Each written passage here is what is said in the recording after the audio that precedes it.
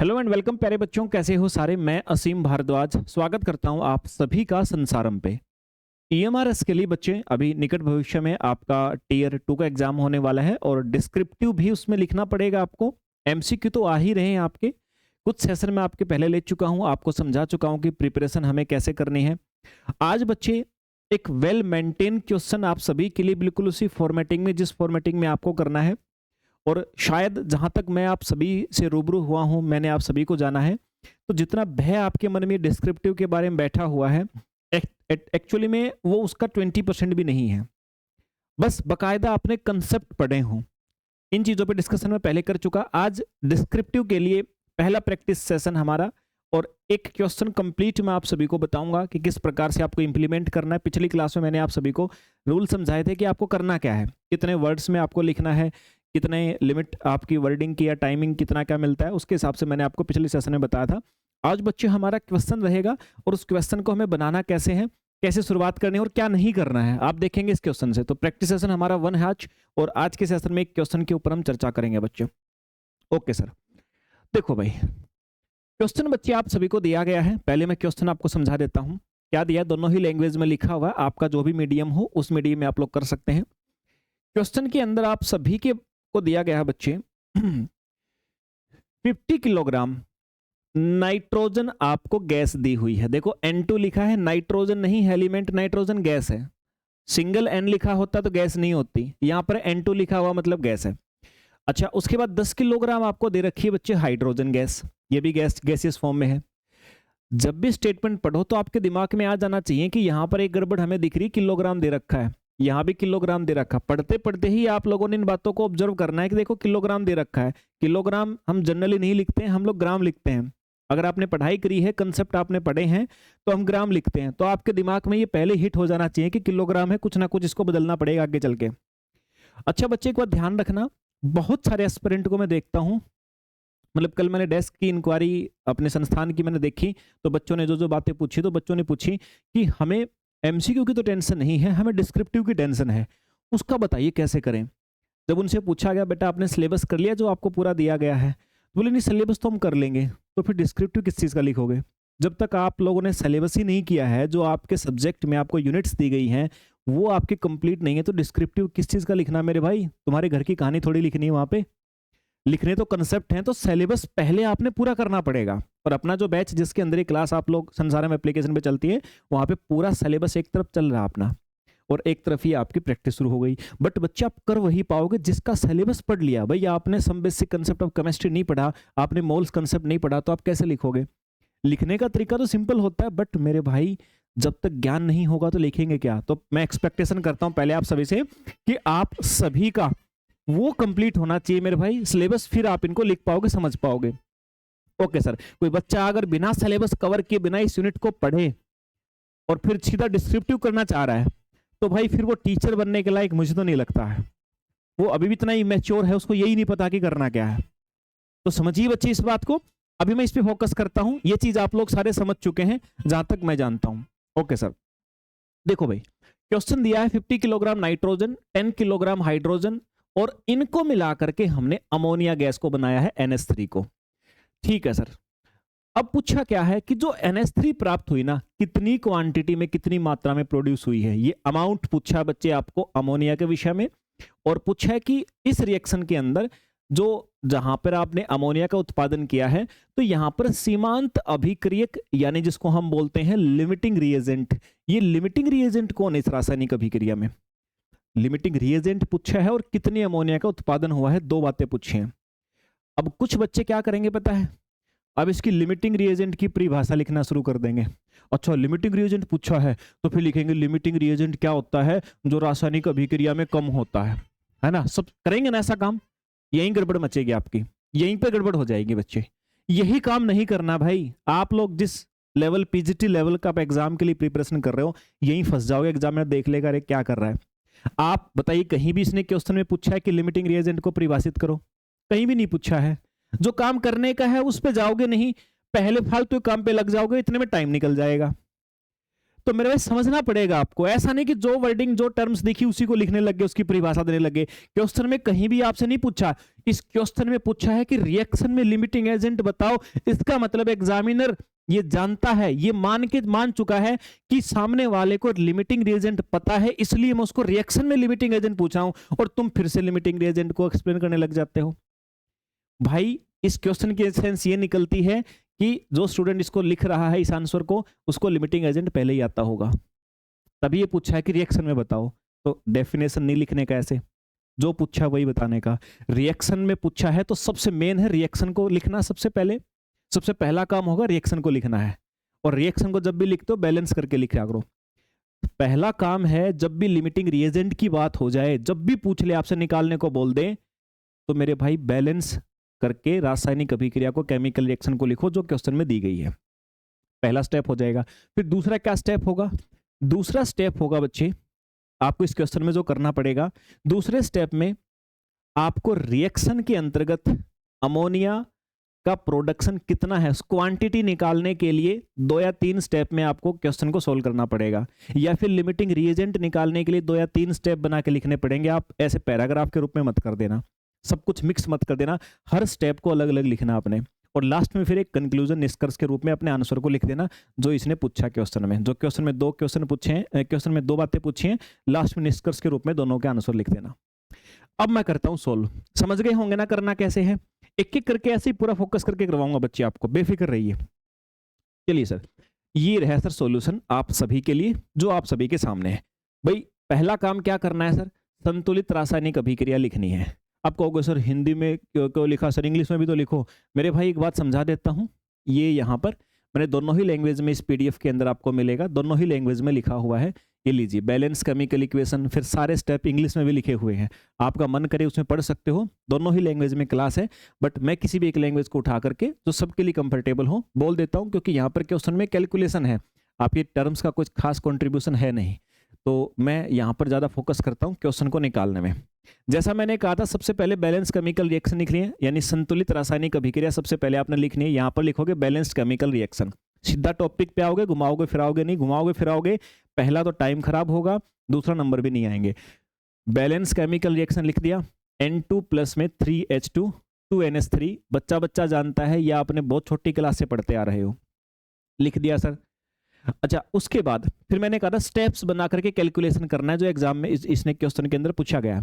अब क्वेश्चन में पूछा बच्चे आपसे, आपने भी लिखना है स्टेप 1, चरण 1, और स्टेप 1 में क्या करोगे भाई? हमें जब भी लिमिटिंग रिएजेंट निकालना होता है ना, या फिर क्वांटिटी निकालनी होती किसी भी केमिकल रिएक्शन में, तो हमें नंबर ऑफ मोल्स चाहिए ही चाहिए।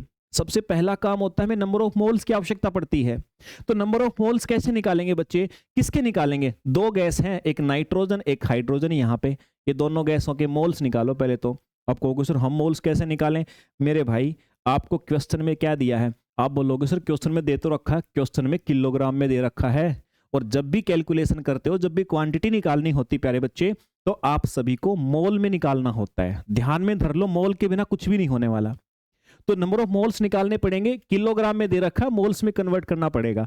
तो ठीक है सर, आते हैं ना यहाँ पे। अब मोल्स में कन्वर्ट करने का फॉर्मूला क्या होता है? बच्चा बच्चा जानता है सर। मोल निकालने के लिए एक ही तरीका सीखते आए हैं, गिवन मास अपॉन में molar mass, given mass upon में molar mass, that's it sir, ये फॉर्मूला होता है। तो नाइट्रोजन के मोल निकाले, number of moles in nitrogen कितने आएंगे? गिवन मास कितना है? 50 किलोग्राम है, लेकिन ग्राम में बदलोगे तो मल्टीप्लाई किससे करनी पड़ेगी? 1000 से। ठीक है सर, हमने कर दिया। मैंने कहा था हमेशा ग्राम पर मोल होता है, तो ग्राम, क्योंकि जो मोलर मास होता है ग्राम पर मोल में होता है, तो हमेशा यूनिट ग्राम में लिखनी पड़ेगी, तो हमने ग्राम में कन्वर्ट कर लिया। अच्छा, नीचे लिखना मोलर मास किसका? नाइट्रोजन का, N2 का। एक नाइट्रोजन का मोलर मास, जो भी उसका एटॉमिक मास होता है उसको ग्राम में लिख दो, तो मोलर मास होता है ना 14 ग्राम, 2 का 28, तो 28 लिख दिया सर। अब इनकी मल्टीप्लाई करके डिवाइड करोगे, क्या आएगा? 1785.7 मोल। मतलब कितने मोल आगे नाइट्रोजन के? नाइट्रोजन के आगे सर इतने मोल। ऐसे ही हाइड्रोजन के निकाल लो, गिवन मास कितना दे रखा है? 10 किलोग्राम, ग्राम में बदलने के लिए 1000, और हाइड्रोजन यानी H2 का मोलर मास 2 होता है सर। सोल्व करोगे तो 5000 मोल। मतलब ये है आपके पास में 2 चीजें आ गई, एक तो नाइट्रोजन कितने मोल है? इतने मोल है सर। हाइड्रोजन कितने मोल है? इतने मोल है सर। अब यार लिमिटिंग रिएजेंट क्या होता है? लिमिटिंग रिएजेंट का मतलब होता है कि किसी भी केमिकल रिएक्शन में जो कम मात्रा में होता है, किसी भी केमिकल रिएक्शन में जो कम मात्रा में होता है उसको हम लिमिटिंग रिएजेंट बोलते हैं। क्योंकि दो चीजों से रिएक्शन हो रही है, एक भी चीज पहले खत्म हो गई, रिएक्शन बंद हो जाएगी। तो लिमिटिंग रिएजेंट का आपको इसलिए पता होना जरूरी होता है क्योंकि लिमिटिंग रिएजेंट जो कम मात्रा में है वो रिएक्शन बंद कर देता है खत्म होते ही साथ। इसलिए तो हमारे कंसेप्ट आया केमिस्ट्री के अंदर। तो लिमिटिंग रिएजेंट यहाँ पर कौन सा हुआ? कहोगे सर ये कम है ये ज्यादा। रुको भाई, ऐसे नहीं देखते हैं। लिमिटिंग रिएजेंट को ऐसे नहीं देखना होता है, रासायनिक अभिक्रिया से कंपेयर करके देखना होता है। इससे कंपेयर करना पड़ेगा आपको। कैसे? समझो जरा बात को, समझिए। उसको समझते हैं अगले स्टेप में। स्टेप नंबर 2, सीमांत अभिक्रियक यानी लिमिटिंग रिएजेंट की पहचान कैसे करेंगे? देखो भाई, अभी जो हमने समीकरण लिखी है, समीकरण के हिसाब से क्या है? 1 मोल नाइट्रोजन को 3 मोल हाइड्रोजन की आवश्यकता होती है। अभी आपने जो केमिकल रिएक्शन क्या लिखी थी? केमिकल रिएक्शन क्या थी? N2 + 3H2 2NH3। Chemical reaction जो बैलेंस करके लिखते हैं उसका मतलब ही तो ये होता है। यहाँ पे कुछ नहीं है तो 1, मतलब आपको अमोनिया के 2 मोल बनाने हैं तो 1 मोल नाइट्रोजन को 3 मोल हाइड्रोजन की आवश्यकता पड़ती है। बैलेंस केमिकल इक्वेशन में जो ये आगे नंबर लिखे होते हैं इसका मतलब मोल ही होता है। 1 मोल नाइट्रोजन लोगे तो 3 मोल हाइड्रोजन आपको खत्म करने पड़ेंगे हाइड्रोजन के। अब सर यहां पर देखो, अच्छा यहीं देख लो, यहीं देख लो, मैंने क्या कहा आपको? मैं यहीं से पहले समझा देता हूं कि भाई आपको 1 मोल नाइट्रोजन के साथ में 3 मोल हाइड्रोजन खत्म करने पड़ेंगे, तब आपके 2 मोल अमोनिया के बनेंगे। ठीक है सर। अच्छा नाइट्रोजन है कितनी? यहाँ पे नाइट्रोजन के हैं 1785.7, इतने मोल हैं। तो हाइड्रोजन के कितने खत्म करोगे? इसका 3 गुना हाइड्रोजन के खत्म होएंगे ना, 17×3 = 51, मतलब कुल मिलाकर के इससे ज्यादा हाइड्रोजन लगेगी। इस रिएक्शन में देखा जाए तो आपकी जितनी हाइड्रोजन के मोल है ना उससे तो ज्यादा लगेंगे, क्योंकि नाइट्रोजन जितनी है उसके 3 गुना हाइड्रोजन चाहिए। नाइट्रोजन हमारे पास 1785.7 है और हाइड्रोजन कितनी चाहिए? उसके 3 गुना। हमने देखा सर 3 गुना तो नहीं है, ये तो कम पड़ गई। कम पड़ गई मतलब जो भी कम पड़ गया वही क्या अपना, वही लिमिटिंग रिएजेंट है। यही बात यहाँ पे लिखी हुई है मैंने लिमिटिंग रिएजेंट के विषय में। तो देखो मेरे भाई, 1 मोल नाइट्रोजन को 3 मोल हाइड्रोजन की आवश्यकता होती है। इतने मोल नाइट्रोजन के लिए कितना हाइड्रोजन चाहिए? 3 गुना, मतलब इतना। इतना तो नहीं है सर, कम है। उपलब्ध कितना है? 5000 मोल ही तो है। आवश्यक कितना है? 5357.1 है, मतलब हाइड्रोजन कम है। तो हाइड्रोजन क्या हो गया? लिमिटिंग रिएजेंट हो गया, सीमांत अभिक्रियक हो गया बच्चे। ये देखो कितना शानदार पहला आंसर आएगा ना जो क्वेश्चन में पूछा था। फिर दूसरा काम क्या करना है? दूसरे काम में आपको मेरे भाई अब अमोनिया की मात्रा का भी कैलकुलेशन करना, एस्टिमेशन लगाना है। अमोनिया की मात्रा कैसे पता करेंगे? अब मैंने कहा ना, उसी से पता करते हैं जो कम होता है, हमेशा उससे पता करते हैं जो कम होता है।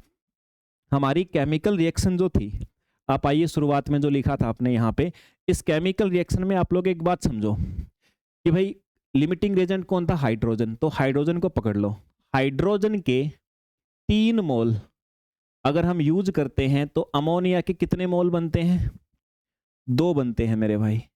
हाइड्रोजन के 3 मोल यूज करते हैं तो अमोनिया के कितने बनते हैं? 2। हाइड्रोजन के हैं कितने हमारे पास? भाई 3 मोल हाइड्रोजन का यूज किया तो 2 मोल अमोनिया के बने। अब ये है सर, है कितने हमारे पास हाइड्रोजन के? अभी निकाले है ना, ये रे 5000 है सर। तो 5000 का यूज करोगे तो 2 3 इधर आकर अपोन में हो जाता है, और ये 5000 है, ये मल्टीप्लाई में चला जाएगा। इनको आप सर क्या करोगे? ये इससे और इसकी मल्टीप्लाई डिवाइड बाय 3 करोगे तो सर आ जाओ, आपका जो लास्ट स्टेप है ये रहा 2/3 × 5000, 3333.3 आ जाएगा। इतने मोल क्या बनेगी? अमोनिया बनेगी। स्टेप नंबर 3 था अपना। और बच्चे स्टेप नंबर 4 में क्या है? आपको मोल में नहीं छोड़ना है, लास्ट में आंसर आपको क्या करना है? किलोग्राम में देना है। जैसा क्वेश्चन में किलोग्राम में था तो आपको भी देना है। अब मोल से किलोग्राम बनाओगे, किस प्रकार से बनाओगे मेरे भाई? मास को कैसे बदलोगे? तो देखिए अमोनिया जो है, अमोनिया नाइट्रोजन का 14, हाइड्रोजन के 3, 14 और 3 17, मतलब एक अमोनिया मॉलिक्यूल के अंदर आपको क्या दिख रहा है मेरे भाई? आपको दिख रहा है सर 17 ग्राम। तो फिर इतने मोल में और इतना ग्राम से मल्टीप्लाई, आंसर क्या आ जाएगा आपका? ये फाइनल आंसर होगा आपका 56666.1 ग्राम। और आंसर किलोग्राम में लिखो, ये किलोग्राम में बदल दो। क्या करना है? 1000 से डिवाइड ही तो करना है, ये आंसर आ जाएगा सर। और लास्ट में क्या करना है? आपको सब कुछ समराइज करके अपना आंसर लिखना साफ साफ शब्दों में। ये हमेशा करना, ये नहीं करोगे फंसोगे, नंबर कटेगा। ये काम जरूर करना है कि आपने क्वेश्चन में क्या पूछा था, अमोनिया की क्वांटिटी इतनी है सर, और लिमिटिंग रिएजेंट पूछा था वो हाइड्रोजन है, बात खत्म। ये तुम्हारा क्वेश्चन हो जाता खत्म मेरे भाई। ये इंग्लिश में भी लिखा हुआ है, जो बच्चा चाहे साथ में पढ़ सकता है। मैंने दोनों लैंग्वेज में बोल के बता दिया, पढ़ लीजिएगा। तो ये था बच्चे एक सेशन हमारा बहुत शानदार। अभी आप सभी को क्वेश्चन दिए जाएंगे नेक्स्ट सेशन में। पहले मैं यही कराऊंगा कुछ, मैं आपको और क्वेश्चन बहुत सारे प्रैक्टिस कराऊंगा पहले, और फिर मैं आप सभी को क्वेश्चन दूंगा, फिर आपके चेक किए जाएंगे मेरे द्वारा, और जो जो कमियां होती रहेंगी उसको सुधारा जाएगा बच्चे। अभी तो बहुत सारे करने हैं प्रैक्टिस, बहुत सारे।